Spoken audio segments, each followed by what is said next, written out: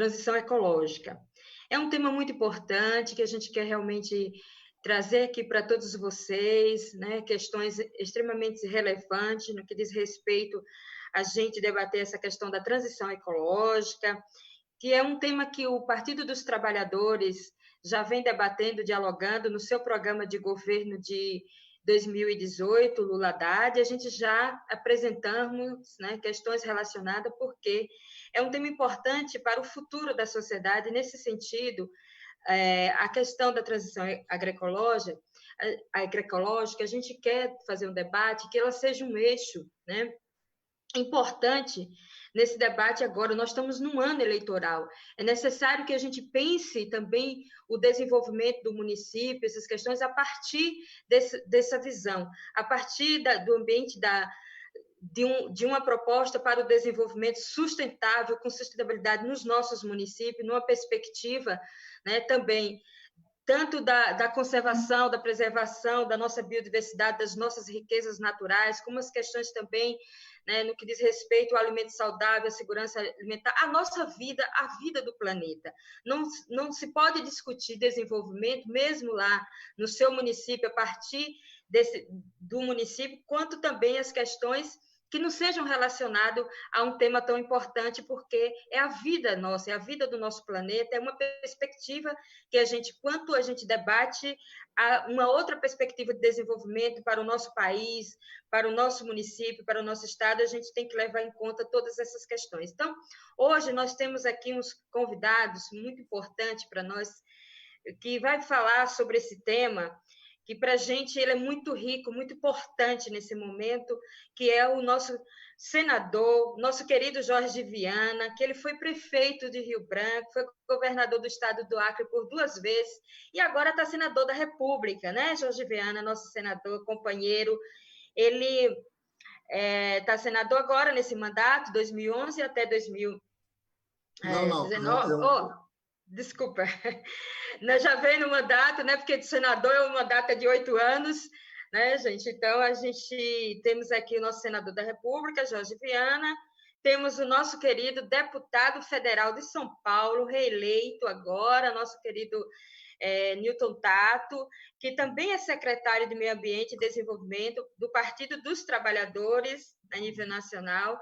Ele é um companheiro que tem um engajamento, um envolvimento muito grande com esse tema, é uma liderança política do Estado de São Paulo, mas que faz esse debate com a gente no âmbito nacional, tem contribuído ricamente com essas questões para o Partido dos Trabalhadores e também para as propostas nossas do conjunto dos movimentos, das organizações que debate e conduz esse tema a nível nacional.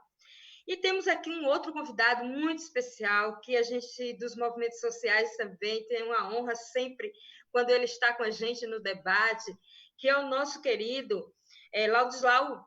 Ele é um economista, né, graduado na Universidade Católica de São Paulo, é um economista que vem ao longo desses mais de muito tempo, né, contribuindo, é autor de 40 livros na temática economia, num outro olhar para a economia, e a gente não poderia deixar de fazer um debate como esse hoje, para todos vocês que estão nos acompanhando. Esse vídeo também vai continuar aí na TVPT, sem a presença ilustre dessas pessoas que têm contribuído ricamente com essas elaborações, tanto no âmbito, né, das organizações sociais, da sociedade como um todo. Então, para iniciar aqui hoje a nossa primeira etapa de debate aqui nessa live, nós vamos colocar aqui para os nossos participantes que eles têm 8 minutos para a primeira abordagem. Nessa abordagem inicial, a gente gostaria que eles abordassem um pouco sobre a implementação dessa transição agroecológica no Brasil, considerando esse momento, né, que nós estamos vivendo, né, da questão da pandemia, pós-pandemia, com relação a essas questões climáticas. E aí eu começo com o nosso senador, Jorge Viana, ele abordando algumas questões relacionadas a esse tema, a essa nossa preocupação e nossa prioridade no debate nesse momento, né? Então, senador, como é que você está vendo tudo isso nesse momento de pandemia, pós-pandemia, essas questões toda climática e todo esse contexto que nós estamos vivenciando no Brasil e no mundo? e essa questão da transição ecológica aqui no Brasil pós-pandemia, onde a gente pretende construir uma nova perspectiva de projeto de sociedade para o nosso país. Então, no roteirinho estava que era o Gilmar, que era o Newton, o Tato, e eu até fiquei mais tranquilo, mas não tem problema de começar, eu queria cumprimentar desculpe, todos. O Ladislau, aqui o roteiro que eu recebi. O Newton e você, Elisângela, obrigado pelo carinho, pela acolhida. Primeiros mestres.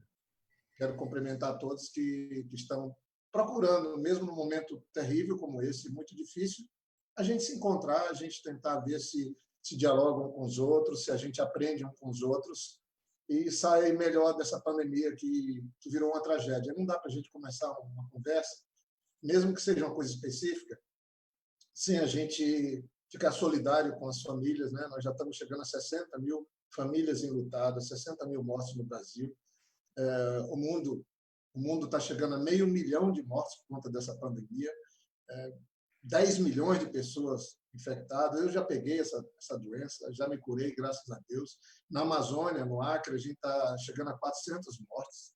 É uma coisa inimaginável, um estado que tem 800 mil habitantes, né? Chegando nas aldeias indígenas, nos nossos povos. Muito triste tudo que está acontecendo e muito dessas mortes. Eu não estou aqui querendo fazer uso político, mas muito dessas mortes, ou milhares delas, poderiam ter sido evitadas se o Brasil tivesse um governo que adotasse as medidas conforme a orientação da comunidade científica, dos médicos, da ciência, e com seriedade e harmonia com governadores e prefeitos.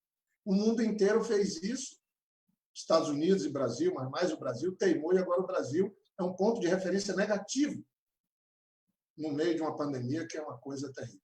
Mas, exatamente falando da pandemia, eu acho que dá para fazer uma conexão com essa transição ecológica que a gente fala. Primeiro, eu penso que o Partido dos Trabalhadores é um dos que tem uma grande oportunidade de se reinventar também nos compromissos. O PT tem uma história muito bonita.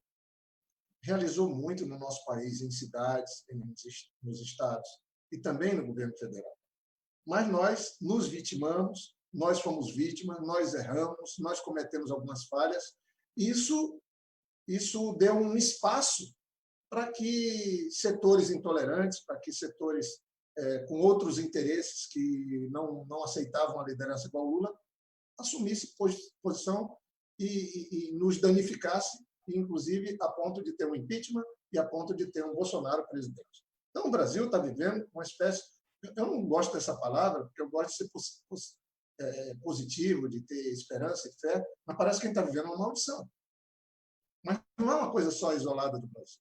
Isso é uma questão que está vindo já há algum tempo como uma onda na humanidade. Nós tivemos o avanço de governos ultra radicais de direita, ultraliberais, e foi se agravando os problemas sociais, as mazelas do mundo. Né? Isso aconteceu, inclusive na Europa, no velho continente. Mas aconteceu agora. Nós temos o Trump nos Estados Unidos, Bolsonaro aqui, ninguém merece. Mas aqui em volta também nós tivemos sérios problemas de mudança de governo. E o que é que isso tem a ver com a pandemia? Eu acho que, então, na minha percepção, o mundo estava doente, o mundo está adoecendo. Mas o mundo está doente por conta do ser humano, de um dos depositários mais importantes da vida, que somos nós, porque a gente pensa. Então, se nós temos essa capacidade de pensar, de nos relacionarmos, eu acho que nós deveríamos cuidar das outras vidas do planeta. E eu acho que o ser humano está doente. Nós estamos doentes. Parece que as pessoas resolveram botar para fora o que elas têm de pior e não de melhor. Aí, nós vimos num processo de piora, uma ação consumista, um padrão de produção e consumo insustentável. O planeta começou a sentir, nós fomos viver, então, esse ambiente de risco de mudança climática que é real. Os eventos climáticos cada vez mais perto uns dos outros, com maior dano, e aí chega um vírus e põe o mundo de joelho. Veja só, essa pandemia, que é a maior tragédia das nossas gerações, ela está sendo uma coisa que ninguém podia imaginar, mas ela botou o mundo de joelho. E esse vírus nem vida tem. Pelo menos alguns estudos apontam que o vírus ele não tem vida, ele é um fragmento que é transmitido que se apropria, entra numa célula, é reproduzido naquela célula, multiplicado e pôs o mundo inteiro de joelho. Quando eu vi aquele porta-avião Roosevelt, todos, que é uma fortaleza que mata, com propulsão nuclear, ela é mais poderosa do que muitos países do mundo, o seu poder de destruir. Quando eu vi todo mundo desembarcando por causa de um vírus, eu falei, poxa vida, talvez agora, diante dessa tragédia, a gente reflita sobre que vida que nós estamos tendo no planeta, que mundo que nós estamos fazendo, que risco nós estamos pondo na Terra. Ontem estava celebrando os 20 anos da Carta da Terra. E essa semana agora teve um artigo muito lindo do Leonardo Boff, do querido nosso Leonardo Boff. E ele fala de transição ecológica. Ele coloca isso com muita clareza, que o modelo liberal, os modelos, inclusive de democracia, os modelos que nós estamos experimentando, eles não se sustentam. Que nós temos que passar por uma profunda mudança. E quem sabe agora, depois da pandemia, a gente não tem uma oportunidade de experimentar essa mudança. Quando a gente traz isso para a política, a gente tem que falar dos partidos. Eu tenho que falar do Chico Mendes, que tem muito a ver com o que o Leonardo Boff coloca. Eu acho que a gente ter o Leonardo Boff junto com a gente, que para mim é um dos maiores pensadores sobre essa questão, e ele é um aliado nosso, ele é o nosso professor, ele pode nos ajudar. E eu acho que é quem mais pode, porque é quem há mais tempo está pensando sobre isso. Quando ninguém pensava, ele pensava. O Yuri Harari, que eu tenho uma admiração também, que se diz até liberal, mas é um futurista, também pensa muito nesse sentido. E acho que eu queria fazer uma conexão para você, Eduardo, com o Chico Mendes. Há 30 anos atrás, eu tive o privilégio, há mais de 30 anos, eu, Marina, Binho, Tião, outras pessoas lá do Acre, nós tivemos o privilégio de conviver com o Chico Mendes. Ninguém falava de meio ambiente, de ecologia, não tinha tido as COPs, não tinha tido as conferências, nada. E o Chico Mendes era um seringueiro que despertou para a ideia de dizer, não, peraí, eu vou ficar só defendendo o trabalho, eu vou ficar defendendo só os direitos, mas por que eu não defendo o lugar que a gente vive? O planeta? Por que eu não defendo a floresta? Porque se eu defender a floresta, o seringueiro, o índio vai estar protegido. Foi essa a ideia do Chico. Uma ideia muito contemporânea, muito atual. Isso é pensar a sustentabilidade, isso é nos colocar um conceito. Mas, mesmo naquela época, o Chico Mendes era visto como piada por alguns no Acre e até mesmo em encontros partidários. Ele chegava no PT, ele chegava na CUT, querendo discutir isso. Agora, pense alguém querendo discutir isso há 30 e poucos anos atrás. Então, veja que nós temos aí um espaço muito lindo de convivência nos movimentos sociais, nos movimentos sindicais e partidários, mas eu acho que a gente nunca trabalhou devidamente esse tema. Chico Mendes foi assassinado em 88, em dezembro. Nós, no Acre, nos pegamos e começamos um movimento político em cima do ideário dele e tivemos sucesso defendendo o meio ambiente, defendendo a floresta, defendendo os povos indígenas, defendendo a sustentabilidade. Aquilo não dava voto em canto nenhum, mas no Acre deu. Não levou para a prefeitura, não levou para o governo. Criamos conceito como de florestania, uma coisa extraordinária.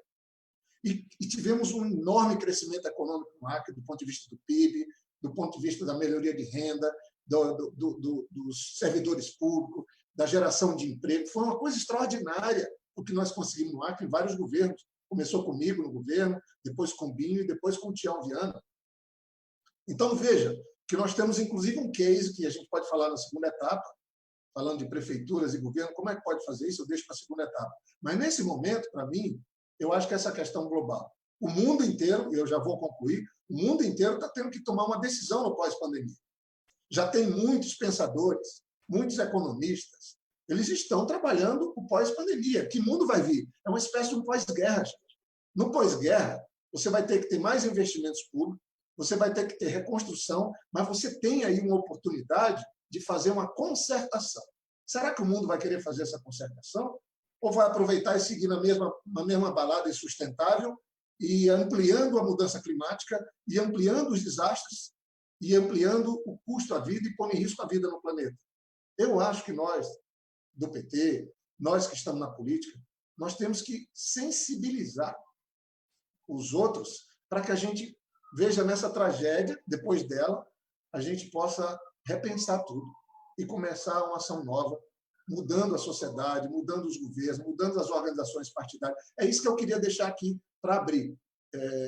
E eu não estou vendo isso. O PT talvez seja o partido que mais reúne experiência da academia, das prefeituras, dos governos, do governo federal, pessoas extraordinárias que ocuparam cargos importantes, que, obviamente, isso não apaga nossos erros, conta dos aliados políticos que nós arrumamos, da não reforma política que a gente não fez, mas, quem sabe, reunindo tudo isso e começando a colocar essa questão da sustentabilidade, do modelo de sociedade, do modelo econômico, que isso é o que nós estamos debatendo aqui. Eu acho que o PT é um dos poucos partidos que pode colocar como uma questão, não que tem que estar presente na economia, que tem que estar presente na saúde, na educação, mas tem que ser colocada como a mais importante questão. Nós estamos falando de vida. Nós estamos falando de vida. Só põe uma associação nisso, porque as mazelas dessa sociedade estão na exclusão social, na pobreza, na miséria, na insensibilidade. O Brasil e o mundo esqueceu isso. Esqueceu de trabalhar uma questão central, que é de cuidar do outro ser humano, ser solidário com o outro. O Brasil voltou para o mapa da fome, que o nosso governo Lula tinha tirado, com a presidente Dilma. Nós tínhamos tirado o Brasil do mapa da fome. Estamos combatendo a miséria. Agora nós estamos contabilizando o aumento da miséria e o aumento da fome. Então, talvez esse vírus, essa tragédia, vai nos fazer repensar, porque nós temos que socorrer todos que estão doentes, evitar que outros adoeçam. Mas que mundo nós queremos depois dele, depois dessa pandemia? O mesmo mundo injusto, que não se sustenta nem do ponto de vista do clima, e muito menos desse egoísmo de uns têm tudo e a maioria não tem nada. Para mim, a transição ecológica ela tem que ser uma questão central, ela tem que ser o condutor.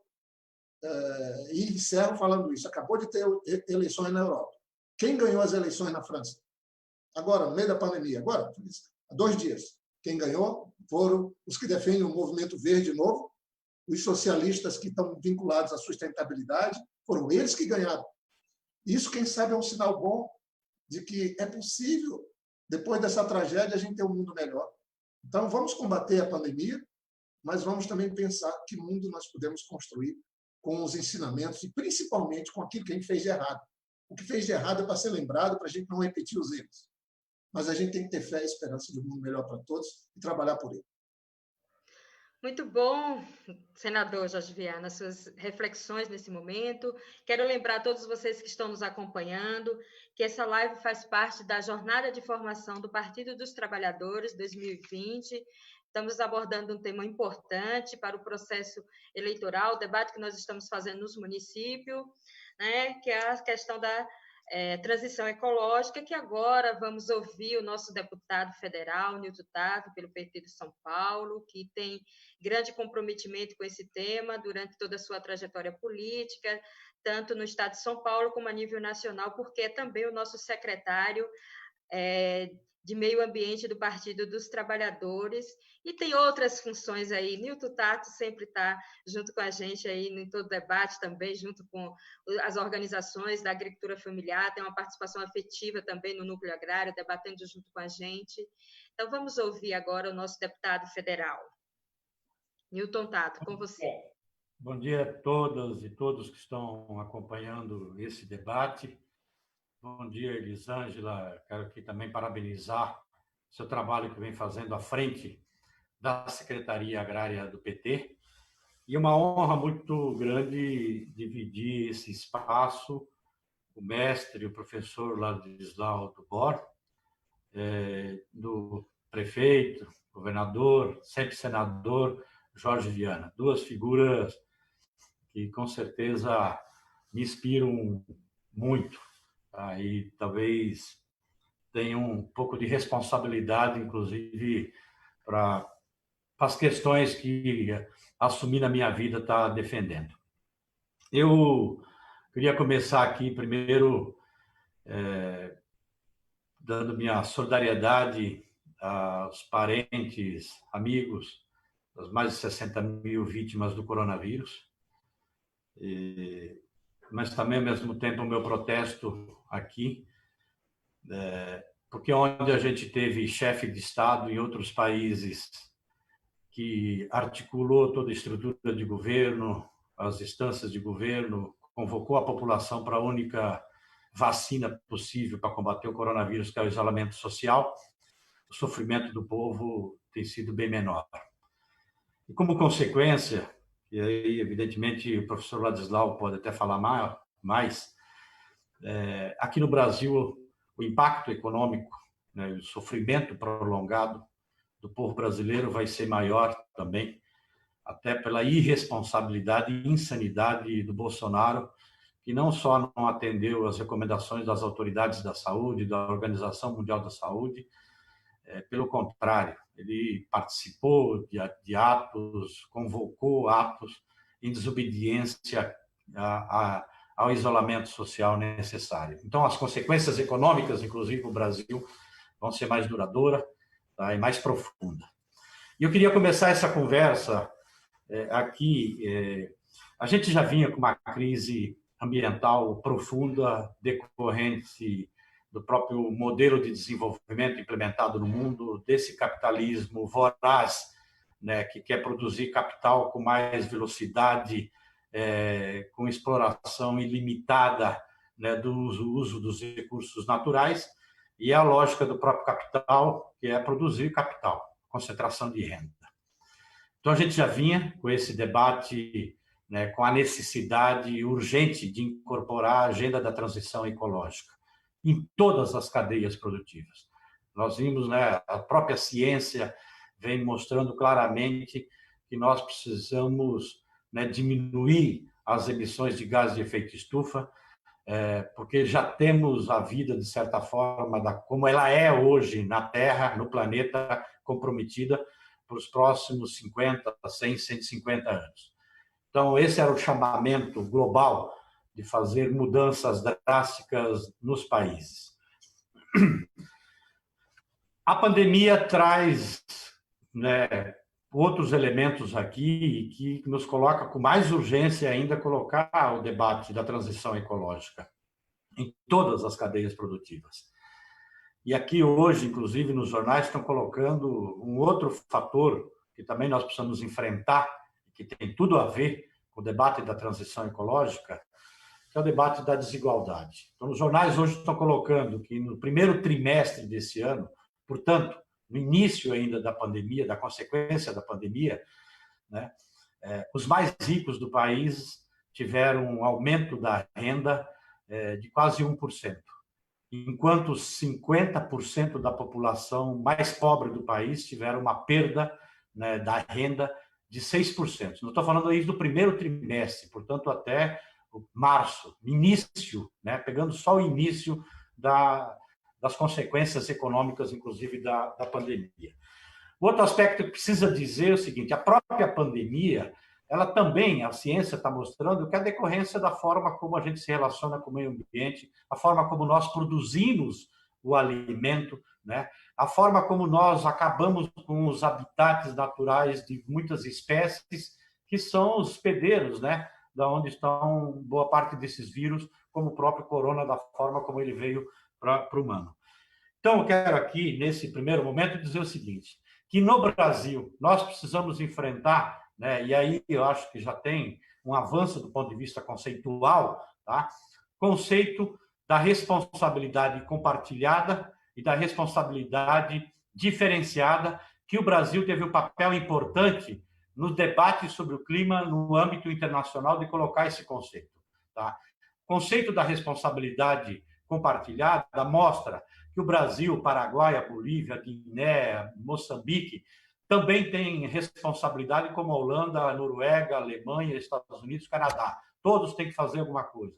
A responsabilidade compartilhada mostra que nós precisamos encarar o debate da nossa relação com o consumo, da nossa relação com a comunidade, da nossa relação com a família, da nossa relação com o país, da nossa relação com o outro, da nossa relação com a natureza, da nossa relação com o meio ambiente. Então, todos têm algum grau de responsabilidade.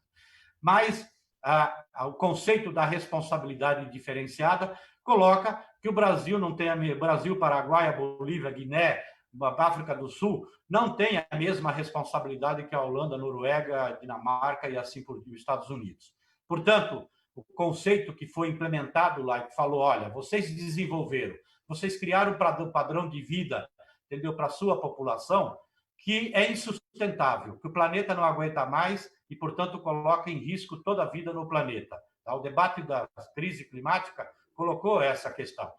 E nós, do Hemisfério Sul, estamos direito também de trilhar o nosso caminho de desenvolvimento. Só que nós não podemos mais trilhar o mesmo caminho que eles trilharam, que o planeta não aguenta. Portanto, vocês têm a responsabilidade de aportar recurso e tecnologia para que nós nos reinventamos aqui de como que a gente vai desenvolver, né, no sentido de desenvolver as capacidades das pessoas, criar melhores condições de vida para as pessoas. Portanto, então, nós precisamos encarar o debate também da desigualdade entre os países, entre as nações, tá? E dentro dos países também. Tá? Então, o Brasil, como um dos países que, ao longo da sua história, produziu uma das maiores desigualdades, a transição ecológica necessariamente passa pelo enfrentamento também com relação à desigualdade. Nós não podemos deixar essa pauta de lado. Ela é central da mesma forma que nós precisamos encarar, entendeu, né, o debate da transição ecológica. Porque quem sofre com as consequências da crise climática são os mais pobres. São os mais pobres que ocupam os lugares sensíveis do ponto de vista ambiental na hora que precisam buscar a sua moradia. Na hora que você tem um desastre, o rompimento de uma barragem, são os mais pobres. Uma enchente, são os mais pobres. São os mais pobres que não têm acesso e não têm o direito de consumir um alimento que não tenha veneno. Né? São os mais pobres que sofrem as consequências depois das doenças causadas, né, pela inconsequência do nosso modelo da agricultura. Então, nesse primeiro momento, queria colocar aqui, é mais do que necessário nesse momento, colocar no centro da pauta o enfrentamento da desigualdade e a transição ecológica em todas as cadeias produtivas para que possamos repensar o nosso modelo de consumo, como também pensar a produção dos serviços e dos equipamentos e dos materiais importantes para a nossa vida, entendeu? Em cadeias produtivas com baixa emissão de gases de efeito estufa. Obrigado. Obrigado, deputado, pelas suas reflexões, sua abordagem nesse primeiro momento da nossa live, que é da Jornada de Formação do Partido dos Trabalhadores 2020.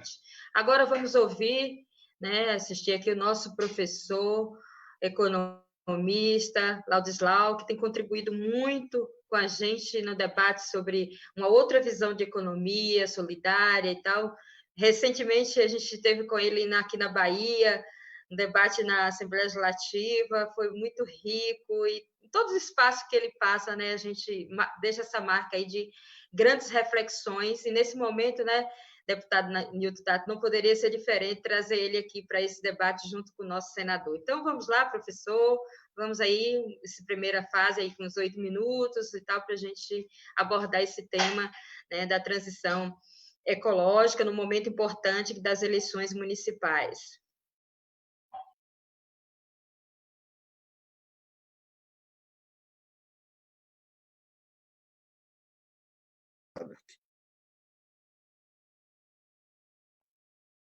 O som, professor.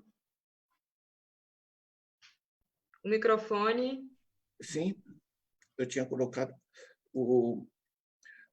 Dá os parabéns pela iniciativa. Tá? Nunca tivemos tão isolados, mas nunca tivemos tão conectados. É impressionante o clima geral, eu acho que isso vai muito no que o Jorge Viana estava falando, né? Esse clima de repensar que está se gerando. Eu estou fazendo palestras direto com gente de Paris, com gente de diversas instituições, está todo mundo começando a pensar. Não é? Eu gosto muito de um negócio que saiu no Financial Times, gente, tá? E não é que alguém que escreveu no Financial Times, é o editorial do Financial Times. Reformas radicais, agora em abril. Tá? invertendo a direção política predominante das últimas 4 décadas, precisarão ser colocadas sobre a mesa. Certo? O Financial Times sugeriu que reformas consideradas excêntricas, como renda básica e imposto sobre a riqueza, portanto, imposto sobre a fortuna, terão que estar presentes na composição. Isso é muito importante, tá? Porque isso é lido pelos banqueiros do mundo, por toda essa gente. Ou seja, realmente estamos no momento que as pessoas estão começando a pensar. Eu vou muito na linha tanto do Jorge como do Newton, né? Que é a visão, digamos, articulada dos desafios que a gente enfrenta, e, em particular, articulada com a desigualdade. Né? Hoje, a gente sabe o que a gente tem que fazer. Né? Nós temos que ter como modelo, como visão, uma sociedade que seja economicamente viável, mas socialmente justa e ambientalmente sustentável. Tá? É tão simples assim. Esse tripé está, digamos, gerando uma certa unanimidade, quem está pensando que vai além do besterol do neoliberalismo, dessas coisas do qual o Financial Times está se dissociando. Deixa eu lembrar que o economista-chefe do Banco Mundial, perdão, do Financial Times, né, Martin Wolf, ele disse simplesmente: esse sistema perdeu sua legitimidade. Porque é um sistema que enriquece mais ricos, que não produzem grande coisa, destruindo o meio ambiente, gerando pobreza e gerando um caos financeiro de especulação, em vez do dinheiro servir justamente para resgatar o meio ambiente e resgatar a desigualdade. Né? Esses são os desafios que nós temos. De certa maneira, a pandemia é o prego em cima do caixão que nos paralisa, de certa maneira, e nos obriga realmente a repensar novos modelos. Né? Deixa eu lembrar que essa pandemia é trágica, eu me solidarizo muito com as vítimas. Agora, eu queria lembrar o seguinte: no ano passado, morreram 3,1 milhões de crianças até 5 anos de fome. Tá? Para resolver isso, você não precisa paralisar a economia, você não precisa descobrir vacina, não precisa inventar medicamento, não precisa, sabe? É bom senso. Nós temos 820 milhões de pessoas passando fome. O que a gente produz de alimento no mundo é 1,5 kg por pessoa por dia. Certo? Não há nenhuma razão para ter fome. Tem mais. Se eu pego a economia, eu pego o PIB do Brasil, divido pela população, 7,3 trilhões dividido por 202 milhões, sabe o que dá? Dá 11 mil reais por mês por família de 4 pessoas. O que a gente produz hoje dá para amplamente satisfazer todo mundo. Não é aquela igualização de todo mundo, só reduzir um pouco essa indecência, né, de desigualdade, dá para todo mundo viver de maneira digna e confortável. Quando o Financial Times fala em renda básica, não é o Suplicy, o Financial Times, o editorial do Financial Times. Né? É bom senso. E por que funciona? Porque se você passa mais dinheiro para a base da sociedade, isso não vira especulação financeira quando você coloca dinheiro para os bancos. Isso vira demanda. A demanda gera atividade empresarial. Essa atividade empresarial, eu vi uma entrevista legal de um empresário que diz: realmente está mais barato eu contratar, né? Porque quebraram os direitos trabalhistas do jeito. Está mais barato eu contratar, mas para que eu vou contratar se eu não tenho para quem vender? Você ferra a população, você ferra as empresas. Você ferra a população e as empresas, você reduz a receita do Estado, imposto sobre o consumo, e você reduz a receita do Estado sobre a produção. Resultado, eu peguei os dados do Tesouro, nunca teve um déficit tão grande como desde que eles assumiram aqui, esse bando aí assumiu esse governo. Então, eu acho que essa visão, na realidade, aí mencionou o Leonardo Boff, mencionou todo esse nosso trabalho, né? A gente pega a dimensão agroecológica, e ecológica em geral, né? Mas, na realidade, é a visão da sustentabilidade, onde o equilíbrio do econômico, do social e ambiental tem que ser reencontrado. Né? Eu acho que esse processo, essa visão mais ampla, digamos, da sustentabilidade que eu colocaria na mesa. Nosso problema não é econômico, nosso problema é de organização política e social. porque a gente sabe o que fazer, está aí os objetivos do desenvolvimento sustentável, a Agenda 2030, temos os recursos, né? Só queria lembrar que o Brasil tem no exterior, tinha em 2012 520 bilhões de reais em paraísos fiscais, perdão, 520 bilhões de dólares, tá? Dá mais ou menos 2,5 trilhões de reais, o que dá mais ou menos 1/3 do PIB. Não investem, não pagam impostos, certo? Então, na realidade, nosso problema não é de pobreza, nosso problema não é saber o que fazer, nós temos recursos financeiros, nós temos os objetivos, o nosso problema é voltar a ter uma forma de organização política e social, em particular com a descentralização e com a redistribuição que esse país necessita. Sem isso, simplesmente, as coisas não funcionam.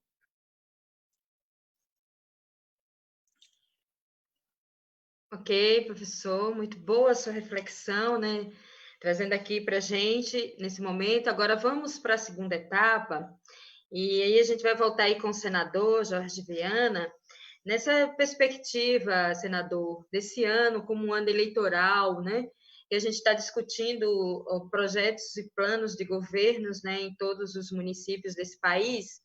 Como você vê esse tema da transição ecológica nesse debate a nível municipal? O que você sugere nesse âmbito, né, do debate a nível de município? Porque a gente sabe que ele tem que acontecer em todo o âmbito, né, do município, nacional, estadual e nacional, mas agora nesse foco mesmo do desenvolvimento, né, local, municipal.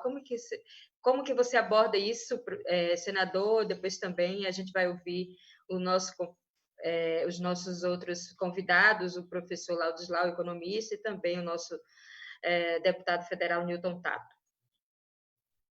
Olha, primeiro, assim, bom o Newton ter colocado essas coisas, e o professor Ladislau, que com muita clareza e objetividade nos fez pensar um pouco. Eu também até agregaria, não é só o Financial Times, mas, de fato, está tendo agora um movimento de grandes pensadores econômicos ingleses com americanos, pensando pós-pandemia, todos trabalham nessa linha. Mas eu vou radicalizar um pouco, professor. Vamos pegar o resultado de Davos esse ano, antes da pandemia. Davos, o Fórum Mundial que tem a responsabilidade por esse mundo desigual, esse mundo injusto, eles caiu a ficha num aspecto, sempre pensando no econômico. Falaram, olha, se nós não trabalharmos a questão da mudança climática, nós não vamos a lugar nenhum. Então, eles estão propondo. Claro que, no caso deles, para ganhar mais dinheiro ainda, porque, óbvio, os eventos climáticos se repetindo, se aproximando um dos outros, causam prejuízo para as empresas. Causando prejuízo para as empresas, os acionistas perdem. Então, veja que todo mundo está sendo afetado. Só que nós deveríamos pensar uma solução para todos, e não para um grupo que está no mercado financeiro, que está com um padrão de vida que nem o mundo sustenta distribuir para todos. A pandemia veio com essa tragédia para nos fazer pensar. Olha, eu, de novo, vinculo isso ao pós-guerra. O Brasil, que é um país que começou a dar certo alguns anos atrás, acho que a sensibilidade do presidente Lula mostrou que é possível fazer grandes mudanças no país, mas o Brasil está dando passo para trás. Perigosamente, a pauta do atual governo é a pauta de costumes. Costumes, não de uma sociedade solidária, que olha para o lado, que vê quem está com fome, que vê que tem que ajudar uns aos outros. É uma pauta de costumes que acirra a exclusão. Como nós temos uma parcela brasileira, esse movimento 70-30, ele também nos dá a condição de pensar um pouco. Sim, tem 30% ativista, irracionais, barulhentos, que vão para as ruas, que soltaram campanhas de mentira, que conseguiram ganhar até uma eleição. E a passividade de 70%, sei lá quanto, levou a uma posição de piora no nosso país. Piora, em todos os aspectos. Então, para mim, nós estamos nas eleições municipais. Esse movimento ele vem de baixo para cima, de cima para baixo. Eu acho que o melhor movimento é quando vem de baixo para cima. Esse é o duradouro, ele vem enraizado. Agora, o baixo para cima, para mim, é tão importante que tem que ser nas pessoas. Eu fiz um paralelo ainda agora, que quando a gente começou a discutir isso no Acre, o Chico Mendes era tratado como um doido, era tratado como alguém que estava querendo, tinha alianças internacionais, não era nada disso. Ele só estava falando de algo que era o mais importante para todos. Mas isso só veio, esse reconhecimento, em parte, depois da morte dele. Então, nós agora, eu acho que diferente de quando a gente começou o movimento no Acre, eu acho que nós temos muito mais aliados. Mas como é que a gente faz a conexão dessa rede de aliados? Que hoje estão em todas as cidades. O mundo tem mais de 80% da população do mundo vive nas cidades. Nós temos que trabalhar isso. Mas uma boa parcela se amontoa nas cidades. E, é claro, a pessoa que todo dia tem que sair para ir atrás do de comer, ela não está em condição de querer discutir algo lá para o futuro, que a emergência dele é comer. Foi essa a importância do Bolsa Família, dizer, não, o de comer a gente garante. Então, vamos pensar outras coisas, né? E eu acho que o próprio Harari também, Yuri Harari, ele fala de renda mínima, de renda básica, já antes da pandemia. Ele fala que só tem duas soluções. Ou você banca e dá uma renda básica para aqueles que vão ficar excluídos no processo de revolução tecnológica, que é bom que a gente diga, a sociedade evoluiu para caramba. Imagine, nós estamos falando de 20 anos da Carta da Terra, há 50 anos o homem foi à Lua, agora estão pensando em daqui a 2 anos novamente, ir à Lua de novo, mas o mundo segue, isso que o professor falou, com crianças morrendo por falta de água, professor, de água, não tem acesso à água. E aqui o Brasil privatizando a água, na contramão, porque tem países que estão estatizando a água, inclusive na Europa, e aqui do lado, na própria Argentina, e o Brasil fazendo uma coisa como se passasse para a iniciativa privada, fosse dar equidade de uso da água.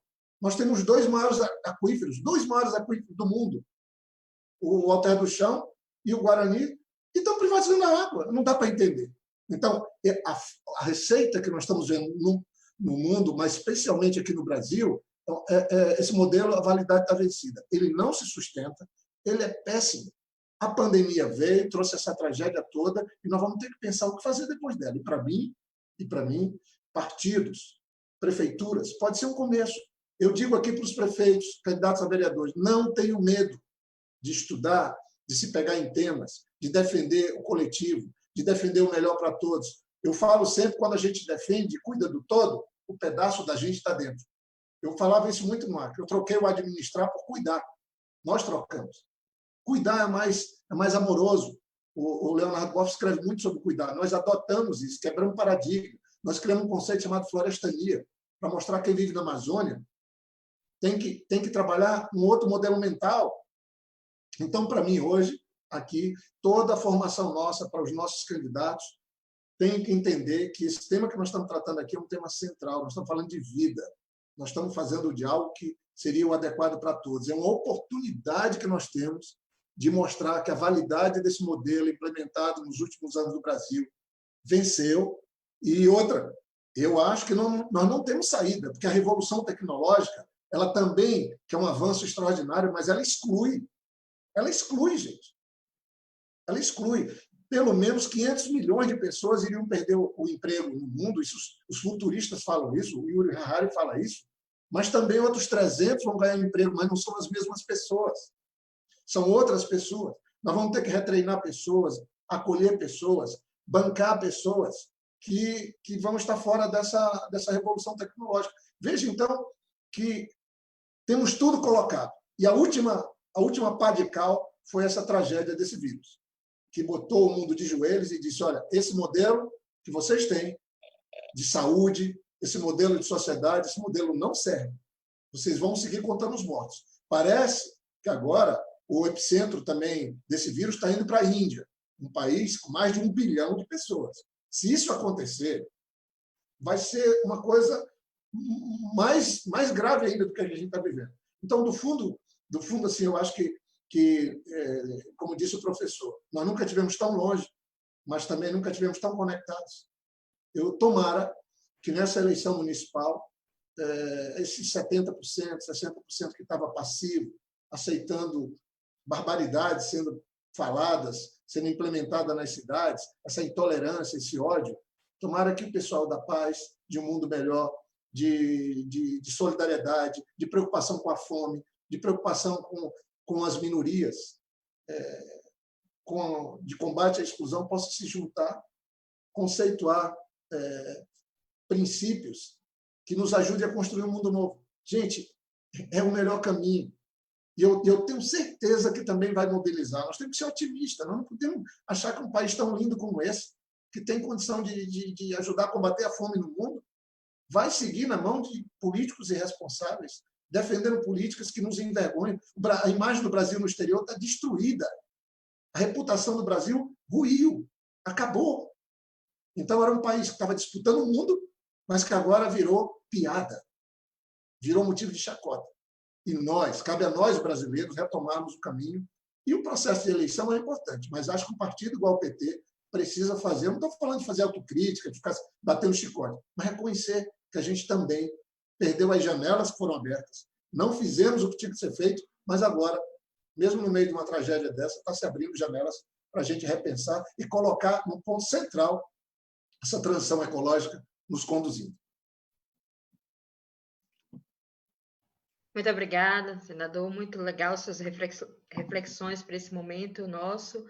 Nós vamos voltar agora novamente com o nosso economista, professor Laudislau, né, frente a esse desafio eleitoral, onde a gente está pensando os nossos projetos de desenvolvimento dos municípios para essa disputa eleitoral das eleições municipais. Lembrando que nós estamos numa live aqui da Jornada Nacional de Formação do Partido dos Trabalhadores e das Trabalhadoras, o que gostaríamos de ouvir, professor, as suas sugestões, as suas contribuições para nosso pessoal, as nossas lideranças que estão nesse desafio das eleições municipais.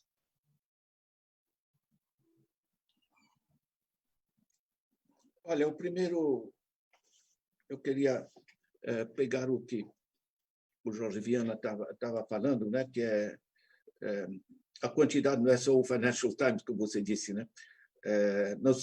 Eu estou participando dessas discussões iniciadas pelo Vaticano em torno de outra economia, né? Já antes do coronavírus, porque é uma convergência de crise, a crise ambiental, a crise social, de desigualdade que está explodindo no planeta, certo? O caos financeiro do sistema financeiro, em vez de financiar o que precisamos, ele está drenando as economias. Então, você tem três crises que convergem: a ambiental, a social e a financeira. Obviamente, isso desarticula a política, né? E estamos vivendo nessa coisa que eu gostei muito do termo que o governo adotou, que é a balbúrdia, né? Porque eles se olharem no espelho, né? Então, na realidade, nós temos Joseph Stiglitz, Jeffrey Sachs, nós temos Vandana Shiva, Muhammad Yunus, um conjunto de gente da primeira linha mundial, tá? De reflexão, estão pensando outras dinâmicas. Agora, eu queria trazer para a dimensão municipal. Nós fizemos uma pesquisa muito ampla sobre a pedido de Lula, anos atrás, que resultou nesse documento, tá? Uma Política Nacional de Apoio ao Desenvolvimento Local. São 89 propostas práticas na área das finanças, na área das instituições locais, na área da organização de sistemas locais de informação, sistema de comunicação, de sistema de apoio tecnológico, etc. São 8 áreas com 89 propostas práticas. Foi publicado pelo SEBRAE, pelo Banco do Brasil, por várias, enfim, eu coloco no meu blog. Basicamente, a ideia é um pouco essa, a meu ver, pensando agora nas eleições municipais. Por exemplo, em Nova York, frente ao Trump, dizendo, enfim, que as besteiras que ele fala, a cidade de Nova York, o prefeito disse, puseram nos jornais: Mr. Trump, you are not welcome in New York. Sr. Trump, o senhor não é bem-vindo aqui em Nova York. Nós vamos continuar com políticas sociais, com políticas ambientais, enfim. Está entendendo? Milhares de municípios que enfrentam políticos idiotas no centro, certo? No topo do governo, então, simplesmente, e isso eu vejo para o Brasil, tá? Ou seja, enquanto o governo está batendo boca ali com o seu besteirol, a gente pensar, cada cidade pode começar a pensar o que dá para fazer, certo? Eu vejo, por exemplo, em todas as cidades nós temos desemprego ou subemprego. E temos, em torno das cidades, um monte de terra parada. Não é complicado, né? Não é física quântica você pensar que você tem gente parada e terra parada, dá para fazer alguma coisa. Tá? Essencial nessa área sanitária, por exemplo, é a água limpa, o saneamento. É uma desgraça essa privatização agora que estão fazendo, quando no resto do mundo, Jorge, são mais de 200 cidades que já remunicipalizaram a água. Tá? Eu, ano passado, estive em Paris, eu nadei no Sena, entende? Que eles cercaram uma parte do Sena, a gente pode ficar nadando ali, tem gente pescando no Sena. Ou seja, quando você pensa em termos econômicos, isso é uma estatística que vale para praticamente todos os países da Organização Mundial da Saúde. R$1 que você coloca saneamento básico, são R$4 que você deixa de gastar com doenças. Então, você não está gastando, como diz o governo, você está investindo, porque você libera muito mais recursos para fazer outras coisas. Né? Nós temos uma subutilização radical da mão de obra, temos uma subutilização das finanças, porque o sistema financeiro drena. Nós já temos 115 bancos comunitários de desenvolvimento. Da mesma maneira como aqui a favela de Heliópolis criaram a sua organização local, comunitária, e fazem vaquinhas para alugar ambulâncias, para financiar as coisas necessárias, nós podemos transformar isso numa reapropriação dos sistemas financeiros na base da sociedade. Na Alemanha, os alemães não colocam o seu dinheiro em banco, colocam em Sparkassen, são caixas de poupança municipais e a própria comunidade controla o seu dinheiro.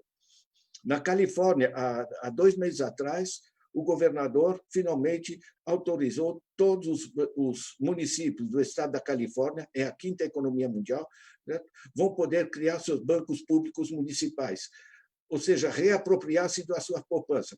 Sabe por que é tão importante? Porque o desenvolvimento, nós somos 5.570 municípios, são situações diferenciadas.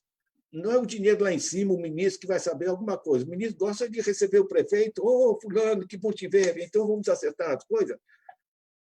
A política decente é repassar o dinheiro descentralizado para os municípios, porque no nível do município, né, a pessoa que mora na rua, que sabe que rua vira lama quando chove, quais são os problemas essenciais nos diversos lugares, né?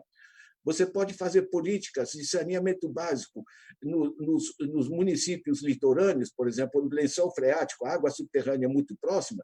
Você tem bairros pobres, periferias pobres, pessoas põem poço, latrina, o lençol freático é muito próximo, você tem ali um coquetel, você tem doenças, você mata o turismo porque você contamina as praias, você mata a pesca pela poluição da água. Saneamento básico é um efeito multiplicador. Então, há recursos. Em particular, município por município. Então, se você repassa o dinheiro, em vez de repassar para os bancos, como estão repassando, e aí o banco paralisa o dinheiro, né? O Paulo Guedes diz que o dinheiro está empossado, com C cedilha, né? Estão progredindo. É um negócio de uma idiotice, porque os bancos não estão repassando para as empresas, certo? Não estão dinamizando a economia. Eles se tornaram um dreno. Agora, se você repassa o dinheiro para a base da sociedade, isso se transforma em pequenas iniciativas de investimento de infraestruturas, em efeitos multiplicadores, por exemplo, saneamento básico. Isso dinamiza, inclusive, as atividades empresariais e, por sua vez, gera, através do imposto de consumo, imposto sobre a produção, gera retorno para o Estado, e o ciclo gira. O que eles fizeram é que, a partir de 2014, porque com a Lava Jato, as eleições e a mobilização que fizeram a partir de 2014, já não tem mais governo, né? Você tem toda essa fase que eles se apropriaram das políticas, Joaquim Levy, toda a fase dos bancos, nós estamos com a economia parada, nós estamos no mesmo nível que 2012. Certo? Isso é antes do coronavírus. Né?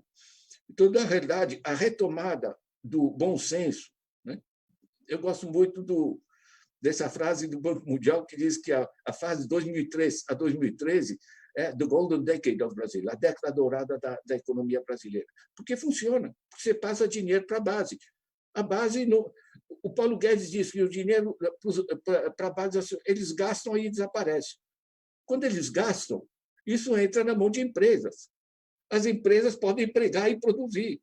Tanto o gasto gera imposto sobre o consumo, como a atividade empresarial gera imposto sobre a produção, e a conta fecha. Certo?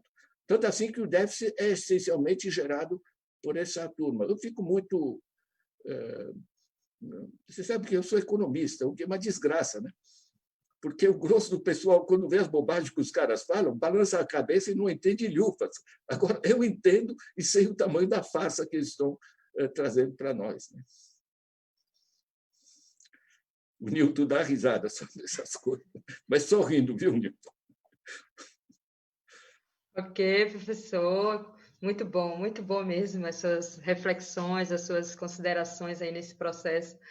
É fantástico. Vamos agora, deputado, né, para a última etapa aí, colocar a partir, você também que é uma liderança, né, política, um deputado federal, um parlamentar, e nesse momento, né, de eleições municipais, nesse debate que nós estamos fazendo nos municípios, de projetos municipais, de desenvolvimento e tal, qual é suas reflexões, as suas considerações, a sua, né, como é que diz, as suas recomendações aí para o debate dos planos municipais, dos programas de governo no âmbito municipal nesse momento, sobre a questão do tema que nós estamos debatendo aqui, que é muito relevante, que é a questão da transição ecológica.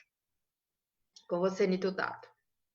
Nessa segunda rodada aqui, eu queria, na verdade, provocar no sentido positivo, Ladislau. Nós estamos precisando muito de você. Estou falando dos economistas que estão abertos com os desafios que está colocado aí para o debate da transição ecológica, porque tu sabe muito bem o quanto que é difícil dialogar com os economistas em geral, tá? Então, nessa conjuntura, nós precisamos muito de pessoas como você. Eu queria aqui, nessa última parte, até porque nós estamos aqui num curso de formação, em especial por causa dos nossos companheiros e companheiras que estão no processo para a disputa eleitoral deste ano, eu queria recomendar alguns materiais aqui que é importante e que tem muito subsídio, além desse que o professor Ladislau já colocou. O Brasil contribuiu muito com o debate dos objetivos do desenvolvimento sustentável. O Brasil teve um papel importante a partir das nossas experiências de governos do presidente, a partir do âmbito não só dos governos municipais, mas também do governo nacional do presidente Lula, presidenta Dilma. Então, e o conceito da transição ecológica ele está bem permeado, principalmente o conceito da transição ecológica e como resolver os grandes problemas sociais, em especial calcado aí na questão da desigualdade. Então, é um material importante para todos acompanharem. Nós, sob a coordenação da Agnes e do Moisés Savian, que é do Setorial do Meio Ambiente, nós acabamos de participar do processo de atualização do modo petista de governar, onde o eixo da transição ecológica ele permeia todo o documento, e nós, pelo setorial, também então, elaboramos um conjunto de recomendações sobre políticas ambientais, gerenciamento climático e transição ecológica para os municípios brasileiros. Tá? E também, recentemente, coordenada aí pela Elisângela, do setorial agrário, tem um documento muito importante que é a plataforma Campo, Floresta e das Águas, então um documento atualizado também com uma série de recomendações. E aqui são questões como, por exemplo, município, o ente municipal, tá? A prefeitura, tá? Em qualquer cidade, é o maior comprador de produtos e serviços de qualquer cidade, se a gente for olhar. Então, na hora que você for comprar, por exemplo, toda a alimentação para a prefeitura, se você compra da agricultura familiar, se você compra lá com base agroecológica, tá? Você já está trabalhando o conceito ambiental. Se você toma uma medida que você paralisa, proíbe a pulverização de veneno, a pulverização aérea no seu município, tá? Você está contribuindo para o cuidado do solo, para o cuidado dos animais, para o cuidado dos mananciais, do lugar que capta água, e está contribuindo aí para o debate, para o enfrentamento desse modelo de produção da agricultura. A hora que você for comprar produtos e serviços, você vai verificar se aquela cadeia produtiva, se aquela empresa emite mais ou menos, né, gás de efeito estufa, você está incorporando, né, a questão da transição ecológica. Tá? Ou a hora que você vai definir, entendeu, a planta para você cobrar o IPTU, entendeu? Se aquelas residências estruturadas e que estão nos bairros onde você tem infraestrutura de equipamento e políticas públicas, tá? Se elas vão pagar mais ou menos do que aquela, entendeu, que está num bairro onde você não tem os equipamentos públicos. A hora que você adota uma política para poder investir em moradia, aonde você tem infraestrutura, e com isso tá, você inibe, inclusive, né, a ocupação de áreas sensíveis do ponto de vista ambiental, áreas que são importantes, às vezes, até para a produção de água do município, você está adotando uma política agroecológica. Né? Enfim, eu estou falando que são questões práticas do dia a dia, que na gestão municipal, naquilo que se pensa do município, onde você incorpora, de fato, o conceito. Como é que você coloca, né, a prefeitura, na hora que ela vai cobrar os seus impostos, na hora que ela vai arrecadar, de quem arrecada mais, né? Você coloca o conceito, a polui mais, vai pagar mais, entendeu? Tá onde tem equipamentos públicos, onde tem serviços públicos, paga mais IPTU, tá? Quem polui menos tem que ter políticas, né? Incentivos para poder desenvolver a sua atividade econômica. A prefeitura, dependendo do tamanho dela, do orçamento dela, ela é indutora, inclusive, de atividades econômicas. Que tipo de atividade econômica você vai potencializar? Você vai potencializar aquilo que você tem, né, de riqueza no seu município, de oportunidade de gerar trabalho e renda? Muitas vezes a gente vai, né, viu, Jorge e Ladislau, a gente às vezes vai para uma cidade do interior e você fala assim, olha, quero ir lá comer uma comida do local. E aí você, às vezes, tem dificuldade de encontrar comida do local, porque você só vai encontrar aqueles produtos ultraprocessados, né, enlatados, né, das grandes empresas processadoras e distribuidoras. Tá? Então, quer dizer, o município também precisa pensar essa perspectiva. Como é que ele valoriza aquilo que ele tem no local, né, nessa perspectiva? Isso é transição ecológica. Tá? Então, são várias medidas, pensar, não são coisas de outro mundo, tá? São coisas simples do dia a dia que a gente precisa buscar inspiração, inclusive naquilo que já tem no próprio lugar, como é que valoriza o conhecimento tradicional, né?